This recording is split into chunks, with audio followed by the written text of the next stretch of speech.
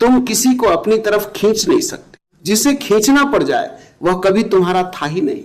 लेकिन मनुष्य का मन बड़ा विचित्र है, जिस चीज को वह आसानी से पा लेता है उसकी कीमत भूल जाता है, और जो चीज उससे दूर चली जाती है उसके बारे में बार बार सोचता है। इसीलिए आज मैं तुम्हें 3 रिवर्स साइकोलॉजी सीक्रेट्स बताऊंगा। ये किसी को नियंत्रित करने के लिए नहीं है, ये तुम्हें इतना मूल्यवान बनाने के लिए है कि सामने वाला खुद तुम्हारी कमी महसूस करने लगे। पहला सीक्रेट, अपनी अनुपस्थिति की ताकत समझो। अधिकतर लोग गलती क्या करते हैं, जैसे ही सामने वाला दूर होता है वे और ज्यादा पास जाने लगते हैं, समझाना, मनाना। लेकिन मनोविज्ञान कहता है कि जरूरत से ज्यादा उपलब्धता आकर्षण को कम कर देती है।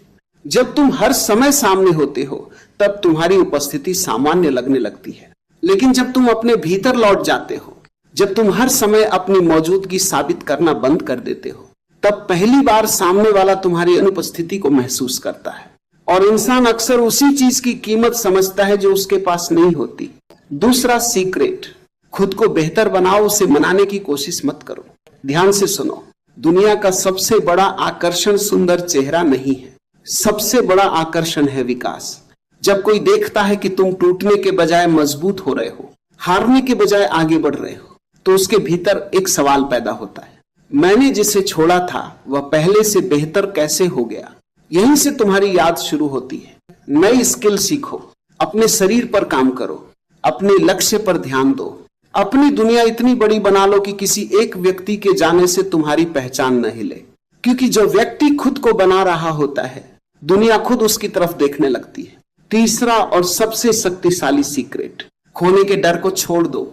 जिस दिन तुम्हारा डर खत्म हो जाता है उसी दिन तुम्हारी ताकत शुरू होती है। अधिकतर लोग प्रेम नहीं करते, वे खोने से डरते हैं, और डर इंसान को कमजोर बना देता है।